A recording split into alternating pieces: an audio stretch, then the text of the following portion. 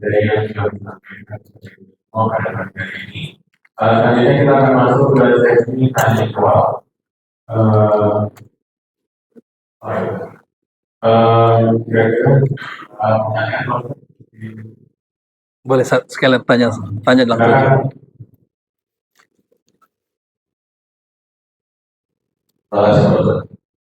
Jadi kalau dari awal sampai akhir tadi dari mulai tampil ya sampai salam, kayaknya memang banyak yang nyambung ya. Ini ada yang ambil hati, bisa dimakan. Kita sebenarnya pernah saya baca sebenarnya guru kita Imam kita sebenarnya guru waktu SD itu kan ada di sholat pertama ini. Ya mungkin dia juga nyampur dari atasnya atau jadi mana kalau seperti itu. Jadi ada yang terujung goyang-goyang itu kan loh kita kan sapi gitu kan. Ada yang duduk di begini bukan sapi, tapi kita kadang nggak bisa sapi gitu ya. Ini bolehnya sih seperti itu. Atau memang ya udahlah yang penting wajib-wajibnya benar salawat belakangnya gurunya juga begitu. Soalnya kalau kita mau benar-benar mau tulis sapi ini mungkin bakal harus jangan dulu juga nanti harus balik sholat lagi benar gitu. Siapa yang sapi benar gitu belajar dari awal lagi atau memang kita diajarin aja. Yang penting saat kalau betul sholat wajib-wajibnya udah diberi. Gimana kalau observasi?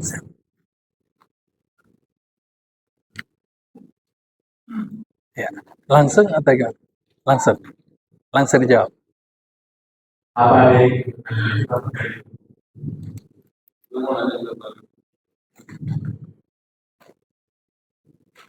Assalamualaikum Ustaz. Saya baca. Katanya kita nggak bisa usul sholat karena dosa bahkan benar. Ya, siap.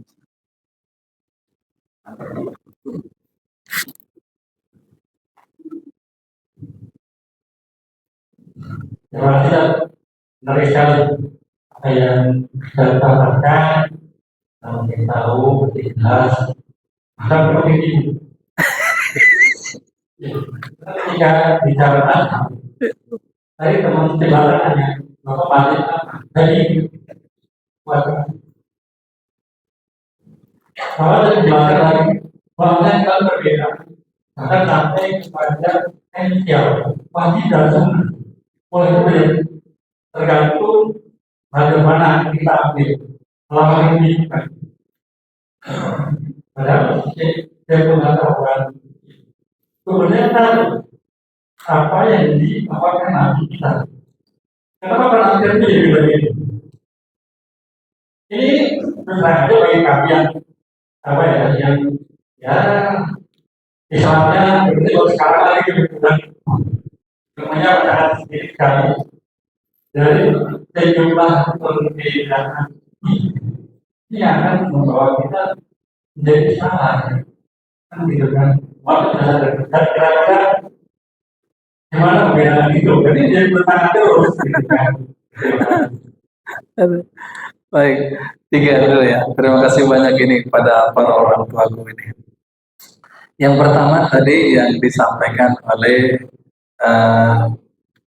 orang tua saya, Pak Pohan. Ini gimana dong ini? Kita ini kan terlanjur udah sholat, kayaknya kecampur-campur. Terus sama. Seperti saya katakan di awal tadi Bapak Ibu sekalian, ada sedikit kaitannya dengan yang ditanyakan terakhir orang tua kita, bahwa tujuan mengenal dari perbandingan tadi itu adalah untuk satu, biar kita tidak kaget kalau melihat ada yang berbeda dengan kita. Menghargai perbedaan. Itu yang terutama. Yang kedua, kita bisa memahami bahwa ini masih bagian yang ditolerir. Bagian yang ditolerir. Jadi, kalau memang misalnya kita mau betul-betul runut dari awal sampai akhir, memang susah. Memang susah. Lalu kalau begitu tidak sah dong? Ya enggak juga. Bagi saya pribadi dan saya masih meyakini itu tentu saja sah. Kenapa? Karena masih punya dasar. Yang tidak sah ketika tidak punya dasar. Tetapi ada satu Bapak Ibu sekalian yang kita pikirkan terutama adalah ketika kita melihat yang berbeda, kita tidak langsung menganggap itu sebagai sesuatu yang sesat. Karena dua pola pikir kita kadang-kadang terkait perbedaan. Satu, kita menganggap apa yang pertama kita terima itulah yang paling benar. Ini kecenderungan, ini psikologis bicaranya. Secara psikologis. Orang cenderung meyakini informasi pertama yang dia peroleh. Kedua, ketika dia mendapat informasi yang berbeda dari yang pertama, dia anggap itu penyimpangan. Nah, tujuan kita mempelajari perbandingan-perbandingan tadi terutama itu, bahwa perbedaan bukan berarti penyimpangan. Itu intinya. Jadi, ketika kita melihat, terutama tahiyat lah yang paling kaget misalnya orang, atau kunut deh, kunut. Saya tadi juga tidak membahas tentang kunut ya. Kunut itu Bapak Ibu sekalian, 4 imam ini, 4-4-nya berbeda. Yang mewajibkan, yang menyunahkan kunut, gak ada yang bilang wajib, sunnah. Kenapa? Karena kalau bicara cerita dalilnya, kunut itu sebenarnya justru menempel di witir. Makanya kalau kita cari yang sahih khusus untuk doa kunut saja, murni kaitannya dengan salat subuh, itu agak susah dipertanggungjawabkan. Makanya doanya ambil kunut punya witir. Kunut Syafi'i doang yang mengatakan sunnah. Syafi'i doang. Bagi Imam Malik, mustahab. Mustahab itu boleh sesekali dilakukan. Boleh tidak. Saya kadang begini, kalau misalnya lagi bareng teman-teman NU, ya saya kunut. Muhammadiyah ya tidak kunut. Karena tidak toh dan bukan wajib. Dan jangan membuat kita bertengkar gara-gara. Itu yang paling penting. Yang ketiga, bagi Ahmad bin Hanbal makruh. Kunut bagi dia itu makruh. Dan Imam Hanafi, yang Abu Hanifah paling tua justru mengatakan itu bid'ah. Coba, subuh itu bid'ah. Jadi kita jangan kaget ketika mendengarkan perbedaan itu. Kalau ada yang membidah-bidahkan, ya kita cuma paling bilang, iya memang itu ada pendapatnya. Tapi ini juga ada pendapatnya. Dan selama kita masih mengakui ahli sunnah wal jamaah dengan 4 imam mazhab, maka saling menghargai. Konteksnya saling menghargai aja. Konteksnya itu. Jadi tujuannya itu yang pertama. Nah, yang kedua, mungkin begitu tadi gambarannya orang tua kebapohan. Yang kedua dari orang tua kita, orang yang banyak dosa itu mungkin gak khusyuk dalam sholatnya. Nah, sebenarnya Bapak Ibu sekalian, yang menentukan khusyuk atau tidaknya, setidaknya paling kecil ada 2 faktor. 1, campur tangan Tuhan langsung. Kedua, dari diri manusia itu sendiri. Dari diri manusia, perlu diingat bahwa masih lebih baik pendosa yang sadar diri ketimbang orang alim, orang taat yang merasa sombong. Itu yang perlu diingat. Kenapa? Kalau pendosa yang sadar diri, sangat mungkin dengan kesadarannya itu dia justru memperoleh khusyuk ayahanda di situ. Jadi problemnya bukan hanya sebatas dosanya, tapi bagaimana dia merespon dosa itu. Sebaliknya, kalau ada orang yang justru karena dia rajin ibadah, melihat orang yang datang ke masjid langsung dilecehkan. Apa juga kamu nggak ada, lu bawa surga aja nggak bakal dapat ente. Karena merasa dirinya dapat lebih rajin. Tidak. Justru kalau orang begitu kita kasihani. Justru biar diajar. Sehingga sangat mungkin kalau orang pendosa itu menyadari keburukannya, menyadari kelemahannya, maka dia bisa saja mendapatkan kehusyukan di dalam salat. Salah satu cara juga untuk bisa sholat dalam khusyuk Bapak Ibu sekalian, selain membawa suasana sesuai dengan waktu. Jadi sebenarnya tiap 5 waktu sholat ini masing-masing punya suasananya beda-beda, masing-masing ada. Pada waktu maghrib, isya, dan yang lain-lain. Salah satu yang juga bisa membawa kehusyuan adalah apa yang kita rasakan itu yang kita bawa pada waktu sholat. Pada waktu sedih, ya sudah, gunakan kesedihan itu untuk mengadu kepada Allah. Pada waktu senang, gunakan kesenangan itu untuk bersyukur kepada Allah. Pada waktu menyesal, nah ini bertingkatannya dengan dosa. Kalau pada waktu dosa, segera sebisa mungkin bawa rasa sesal, dan sesal itu yang dibawa untuk menghadap kepada Allah. Kenapa? Karena manusia ini, kalau ibarat handphone Bapak Ibu sekalian, ini kitanya lobet banget gitu. Sampai perlu 5 kali dicas dalam sehari. Handphone aja paling sekali, paling tinggi 2 kali, itu pun sudah rajin main game. Kita ini 5 kali, saking rapuhnya kita. Nah, rapuhnya kita ini gara-gara apa Bapak Ibu sekalian? Kebanyakan adalah karena situasi emosional. Segala tindakan manusia itu, sebagian besarnya, 80%-nya itu keputusan manusia ambil dari emosinya, bukan dari rasionya. Dari emosional. Makanya, karena manusia ini sangat rapuh, diperkuat lagi dengan melakukan ibadah sholat. Apa suasana hati yang ada saat itu, bulatkan sekalian, bawa menghadap. Jadi, kalaupun sedih, bawa kesedihan itu. Kalaupun senang, bawa kesenangan itu. Kalaupun habis dosa, selama ada penyesalan, bawa penyesalan itu. Itu justru membawa kita bisa mendekatkan diri kepada Tuhan. Karena kalau tanpa pelibatan emosional itu, Bapak Ibu sekalian, yang ada cuma ritual bicara doang, ngomong doang, gerak-gerak doang. Olahraga itu, olahraga. Itu yang terjadi. Mungkin begitu nggak Pak? Yang kedua, ya karena campur tangan Tuhan. Kalau campur tangan Tuhan kita sudah tidak bisa tahu, karena memang Allah sendiri yang langsung memberikan kepada hambanya. Nah, yang terakhir tadi orang tua kita tanya ini gimana ini mengenai mazhab ini. Ini malah banyak bikin bingung. Alhamdulillah kalau bingung. Berarti kalau kita bingung berarti kita masih mau mikir bareng-bareng. Nah, sebenarnya Bapak Ibu sekalian, perbedaan mazhab itu muncul itu sangat dipengaruhi oleh situasi dan kondisi serta akses informasi, sudah pasti. Karena situasi dan kondisi di setiap zaman berbeda, di setiap lokasi berbeda, maka dia akan melahirkan hasil ikhtiar dia yang juga berbeda. Itu menjadi soalnya. Dulu pendapat paham itu malah jauh lebih banyak. Di masa Salahuddin Al-Ayyubilah ini kemudian dibikin 4 yang dijadikan 4 imam mazhab.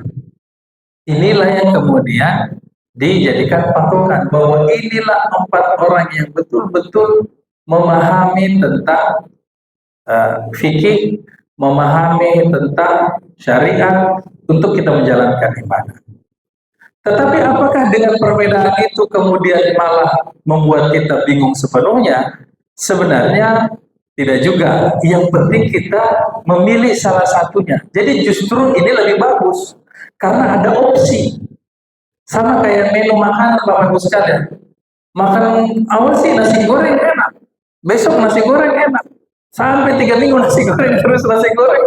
Kira-kira bingung nggak itu kira-kira? Justru itu yang bingung. Nah, tetapi kalau ada opsi-opsi lain, ada kemudahan lain, malah kita akan, oh ini agak enak ini, ganti dikit gado-gado lah, ganti. Atau yang lain-lain. Kenapa? Karena ada opsi di situ.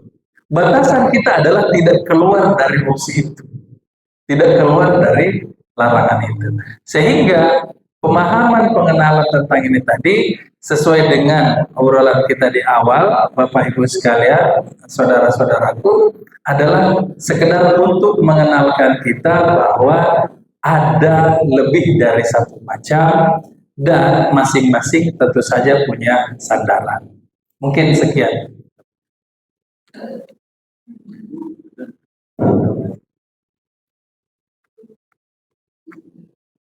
Ya, ya.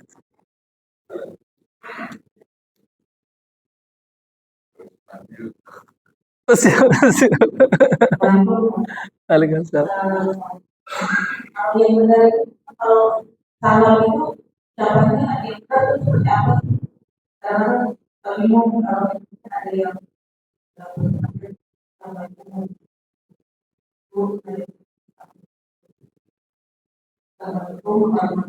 ini ada juga yang assalamualaikum. Ya itu yang benar. Iya, Berarti baik. satu lagi. Ya. Satu lagi Pak. Kalau itu pakai sayyidina atau tidak ya? Oh iya, iya, iya, iya, iya. Sayyidina boleh. Iya, siap, siap. Baik, kasih. Baik, terima kasih, Bu. Terkait salam, memang ada beberapa pandangan. Ada yang dia cuma assalamualaikum warahmatullah, ada assalamualaikum warahmatullahi wabarakatuh. Ada kalau sudah ke kanan, ke kirinya lagi tidak pakai wabarakatuh. Setahu saya masing-masing semuanya boleh. Setahu saya masing-masing boleh. Tapi kalau ibu ragu, maka pilih yang paling safe. Bagaimana caranya? Kalau assalamualaikum warahmatullah yang benar, misalnya, sekalipun orang ini pakai wabarakatuh, berarti kita tetap benar. Ya kan? Karena dalam assalamualaikum warahmatullahi wabarakatuh, kita sudah masuk ke warahmatullahnya tuh. Ya kan? Tapi kalau ternyata yang benar cuma assalamualaikum warahmatullah, terus orang yang pakai wabarakatuh, kita pakai wabarakatuh, salah dong. Jadi ambil yang safe aja. Assalamualaikum warahmatullah. Contoh misalnya juga sama, trik ini biasa juga misalnya digunakan oleh Ibnu Arabi pada waktu menjelaskan tentang takbir. Dia mengatakan ada yang tadi sama seperti kita bahas, ada yang di pundak, ada antara pundak dan kuping, ada yang sekuping. Bahkan sebenarnya selain Imam Mazhab ada juga yang di dada. Apa yang dia lakukan? Dilewatin semuanya sama dia. Dia ngelewatin mulai begini biar semuanya dapat. Ada juga model begitu. Jadi boleh.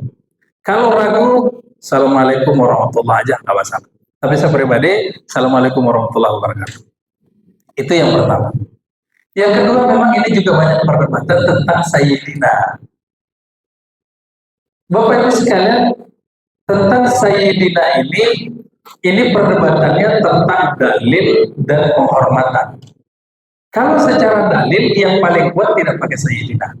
Secara dalil yang paling kuat tidak pakai sayyidina. Dari beberapa hadis di situ pada waktu Rasulullah mengajarkan bagaimana kami mengucapkannya itu pada waktu tasyahud, dikatakan hanya Allahumma salli ala Muhammad wa ala ali Muhammad. Tetapi mereka yang menggunakan sayyidina itu karena mengatakan penghormatan. Masa iya sih, ini kata yang membolehkan ya. Masa iya sih kayak saya ke Pak Pohan, saya panggil doang Pohan, kan nggak sopan. Minimal ada Paknya lah, gitu loh. Nah itu, makanya dia menambahkan sayyidina. Terus ada yang membantah, kalau begitu gimana dong pada waktu azan? Ente kan azan, asyhadu anna Muhammadar Rasulullah. Itu Muhammad doang tuh nggak pakai sayyidina. Iya betul, tapi di belakang ada Rasulullahnya, kata dia. Sama dengan saya bisa saja sebutkan Pohan wakil rektor. Di belakang ada penghormatannya gitu. Jadi masing-masing punya pendasarannya. Kalau Bapak mau menekankan pada kesesuaian dengan dalil, jangan sayyidina. Tapi kalau Bapak Ibu sekalian masih mentolerir alasan penghormatan, silakan pakai sayyidina. Nah, tambahannya bagi mereka yang memperkuat dalil, karena dia mengatakan bahwa Rasulullah katakan, sholatlah engkau sebagaimana engkau melihatku sholat. Maka kata dia, ya sekalipun mungkin kurang hormat bagi mereka, ya saya tidak pakai sayyidina. Tapi di luar sana saya pakai sayyidina kok. Gitu loh. Ada juga yang begitu. Jadi ada tiga sebenarnya. Dia pakai sayyidina terus, dia tidak pakai sayyidina terus, dia tidak pakai sayyidina di sholat, tapi di luar dia pakai sayyidina. Kalau alasan kehormatan. Jadi silahkan. Itu opsi-opsi. Ini yang tadi saya katakan bahwa pemahaman akan perbedaan justru membuat kita lega gitu loh. Karena kita paham, oh ini boleh, ini ada opsi. Mungkin begitu Ibu Dah. Siap. Siap.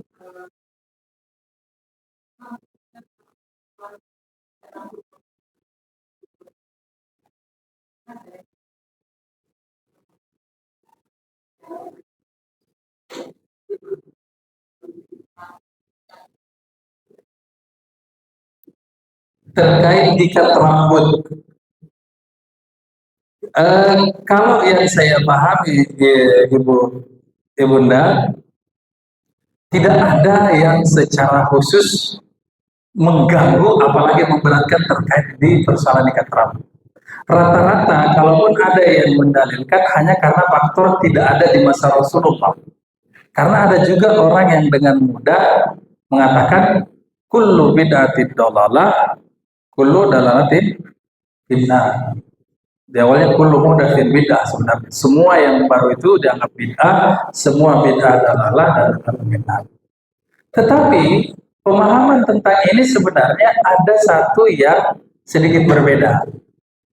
Kita perlu membedakan antara syariah sebagai konteksnya ibadah dan syariah sebagai konteksnya muamalah. Yang namanya ibadah itu usul fikihnya adalah seluruh yang kita lakukan pada dasarnya haram kecuali ada dalil yang membolehkan. Itu usul fikihnya, kaidahnya. Jadi fikih ini ada kaidahnya, sama juga dengan hukum ada kaidah. Nah, artinya apa? Ini menjelaskan kenapa kita tidak bisa sholat subuh ditambahin rakaat. Kenapa? Karena pada dasarnya itu haram. Ibadah itu sangat terbatas, haram. Kecuali ada perintah. Atau mungkin tayamum kok pakai tanah, kan masih lebih bagus pakai bedak gitu loh, lebih wangi atau ya nggak bisa karena aturannya begitu. Yang namanya untuk urusan ibadah seluruhnya haram kecuali ada perintah. Itu kaidahnya. Tapi beda dengan muamalah. Muamalah itu seluruhnya boleh kecuali ada larangan. Jadi sama misalnya wa ahallallahu al-bai'a wa harrama riba. Dibolehkan jual beli. Mau gaya apapun jual belinya silakan. Mau transaksi langsung, mau COD, mau online, mau apapun boleh. Yang tidak boleh apa? Riba. Yang dilarang itu di bagian ribanya. Jadi ini perbedaan antara ibadah dan muamalah. Kelirunya beberapa orang, dia pakai prinsip yang kaitannya dengan muamalah dibawa ke ibadah. Atau sebaliknya yang sifatnya ibadah dibawa ke muamalah. Sehingga sedikit-sedikit ini bid'ah, itu bid'ah, ini bid'ah. Nah, konteksnya kalau muamalah pada dasarnya semuanya boleh. Sejauh ini yang saya tahu tidak sepanjang tidak mengganggu sholat, apalagi sampai membatalkan sholat, tidak ada noda di situ dan semacamnya, tidak ada masalah Ibu. Sekian. Assalamualaikum warahmatullahi wabarakatuh.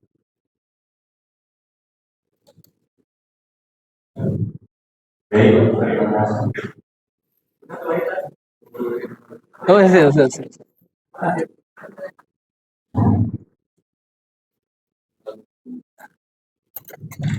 Terima kasih Pak Ustaz. Assalamualaikum warahmatullahi wabarakatuh. Mengenai sholat, kita secara umum apa yang harus ditahu yang mana yang bacaannya salah.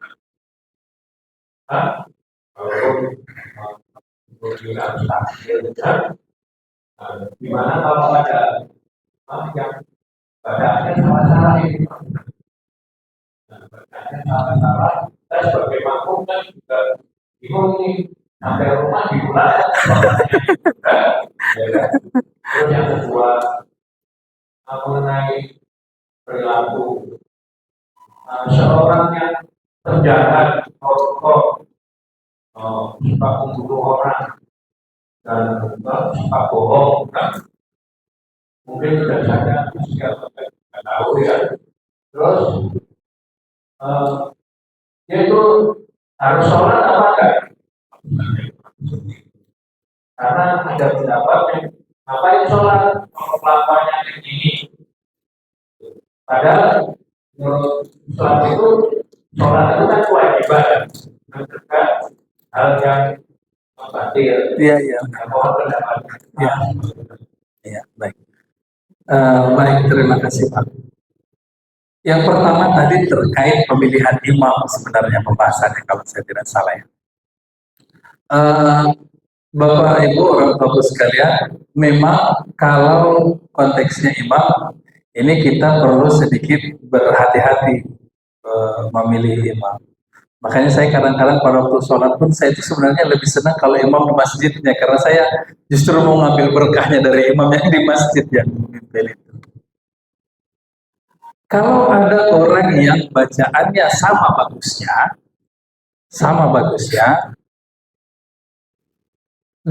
dan kalau ada beberapa orang dari segi pemilihan imam, yang dicari yang pertama adalah yang paling bagus bacaannya. Itu yang pertama. Sekalipun mungkin dia lebih muda, tapi kalau bacaannya lebih bagus, maka dia diutamakan. Kenapa? Karena bicara imam itu urusan qiraah. Itu yang pertama. Bagaimana kalau misalnya sama, semua bagus bacaannya?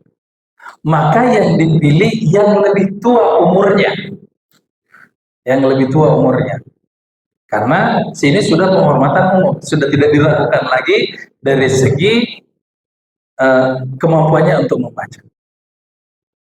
Nah, kalau dari yang tua ini ada beberapa, mana lagi yang dilihat? Lebih tinggi pemahaman agamanya. Sehingga memang, Bapak Ibu sekalian, pemilihan imam itu tidak mudah, tidak gampang memilih imam. Artinya, kalaupun kita pribadi, mungkin kalaupun sudah satu kali melakukan kesalahan, orang itu memilih jadi imam, jangan sungkan untuk diingatkan. Kayaknya bapak ini masih lebih bagus bacaan, bapak ini aja yang pimpin. Misalnya begitu. Kenapa? Ini masalahnya tanggung jawab jamaah, gitu kan? Mohon maaf dengan. Jadi sungkan juga ada tempatnya. Tapi kalau untuk urusan sholat apalagi jamaah, ya kasihan lah kayak bapak harus pulang-pulang lagi dan semacamnya kan? Itu yang tadi urutannya. Pertama, pastikan yang bagus bacaannya. Kemudian yang kedua, yang lebih tinggi, lebih tua umurnya. Kalau masih sama, yang lebih tinggi ilmunya. Itu yang biasanya terkait dengan imam. Itu paling tidak 3 itu yang gampang diingat. Nah, lalu terkait dengan orang koruptor, penjahat, yang justru karena semakin banyak dosa, makanya semakin banyak ibadah mestinya. Karena kalau sudah banyak dosa, lalu pasrah begitu saja, itu sudah jatuh di putus asa. Putus asa itu bukan sifatnya kita umat Islam. Bukan sifatnya kita umat Islam. Justru kita ini berharap biar ada pengampunan dari Allah. Barangkali salah satu dari ibadah kita itu ada yang Allah gerakkan kita untuk bisa menyadarkan kita kembali kepada Tuhan. Cuma memang kalau saya bisa flashback sedikit mundur di pembahasan kita sebelumnya Bapak Ibu sekalian. Kenapa kemudian malah ibadah kita yang pernah kita bahas, ini katanya sholat mencegah perbuatan keji dan mungkar, tapi kok masjid hilang di sendal hilang di masjid. Pelakunya kan pasti orang dalam dong. Gak mungkin orang lewat ngambil sendal jalan. Enggak. Pelakunya orang dalam, besar kemungkinan itu orang dalam. Artinya apa? Ini sholatnya nggak nyampe membuat nahi mungkar. Karena ini yang dulu kita sampaikan Bapak Ibu sekalian, kita kebanyakan hanya berhenti di pembelajaran Islam dan iman. Kita sudah selesai di Islam dan iman doang.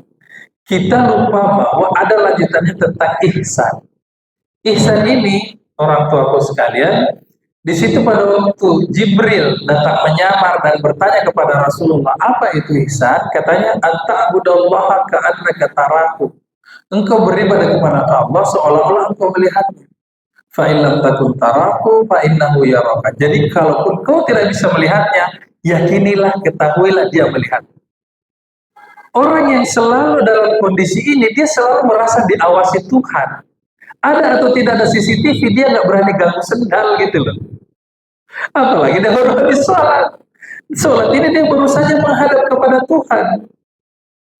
Itulah yang saya katakan tadi bahwa Ketika dia selalu merasa di hadapan Tuhan, seketika itu juga dia tidak bisa melakukan apa-apa.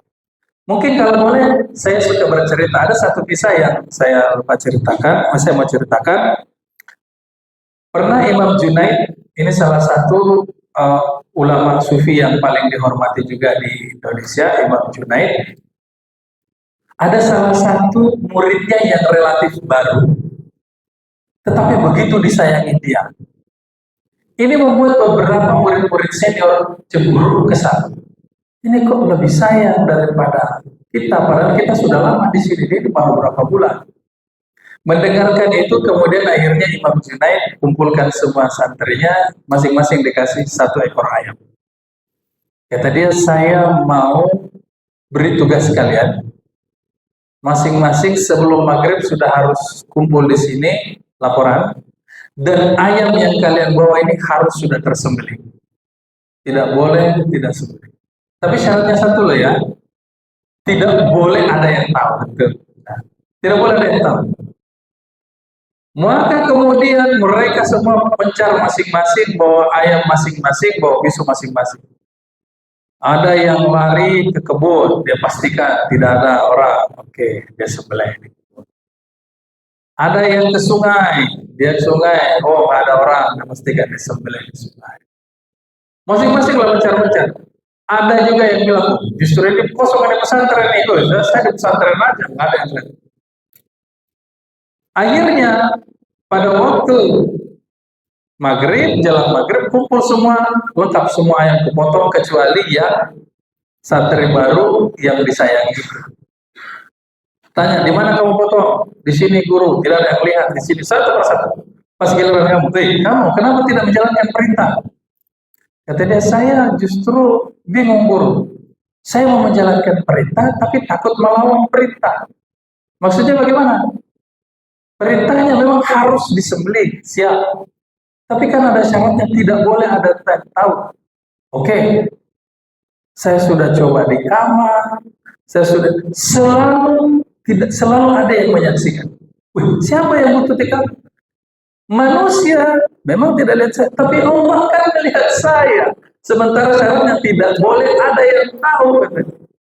Nah inilah contoh kemudian orang yang selalu merasa diawasi Tuhan. Ihsan ini kan intinya selalu merasa diawasi Tuhan. Disitulah kemudian Imam Junaid katakan, sekarang kalian mengerti, kalian memang senior, tetapi ternyata dia lebih paham ihsan daripada kami. Mungkin segitu. Assalamualaikum warahmatullahi wabarakatuh. Jadi tadi sholatnya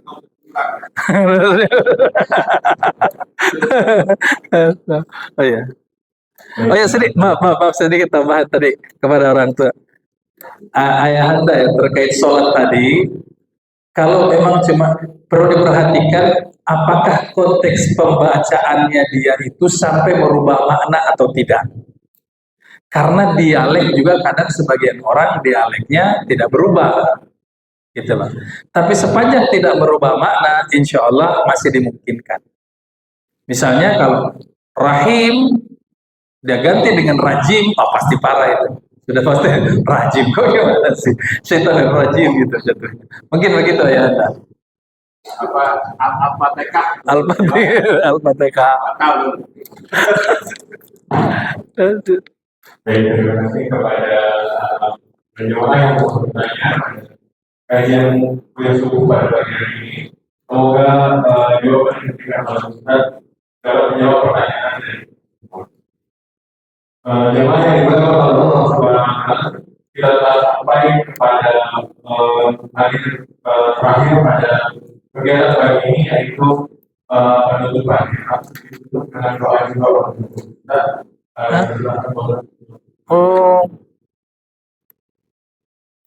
Bapak Ibu sekalian, mari untuk menyempurnakan, semoga ada keberkahan bagi majelis kita.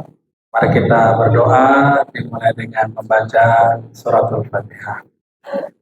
Bismillahirrahmanirrahim.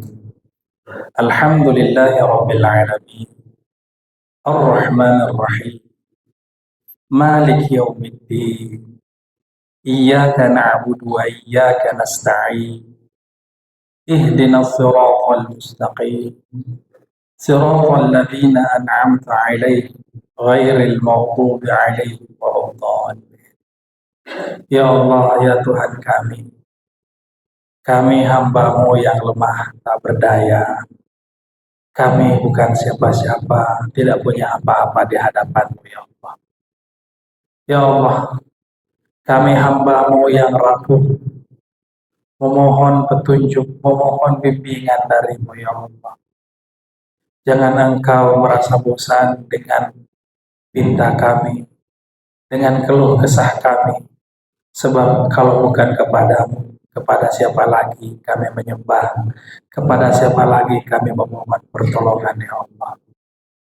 Ya Allah, ya Tuhan kami, dosa-dosa kami menumpuk, kesalahan kami tak terhingga, tanpa ampunan dari-Mu, tanpa maaf dari-Mu, kepada siapa lagi kami bisa berharap, ya Allah. Maka mohon ampunilah kami. Ya Allah, ya Tuhan kami tidak bisa hidup sendiri. Kami pasti banyak bergantung kepadamu dan kepada makhluk-makhlukmu. Maka ikatlah persaudaraan di antara kami, menjadi silaturahmi yang justru bisa saling menguatkan kami, bisa menjadi lebih dekat kepadamu, bisa kemudian diakui sebagai umat dari Rasul-Mu, Rasul kami, Nabiullah Muhammad sallallahu alaihi wasallam. La ilaha illa anta subhanaka inni kuntu minadh dhalimin. Rabbana atina fid dunya hasanah wa fil akhirati hasanah wa qina adzabannar. Walhamdulillahi rabbil alamin. Assalamualaikum warahmatullahi wabarakatuh. Terima kasih atas sebelumnya. Sebagai penutup dari kegiatan hari ini, marilah kita sampaikan doa kafaratul majlis. Subhanallahumma wa bihamdika, asyhadu an la ilaha illa anta, astaghfiruka. Terima kasih. Sekian saya sebagai pamit undur diri. Wassalamualaikum warahmatullahi wabarakatuh. Waalaikumsalam.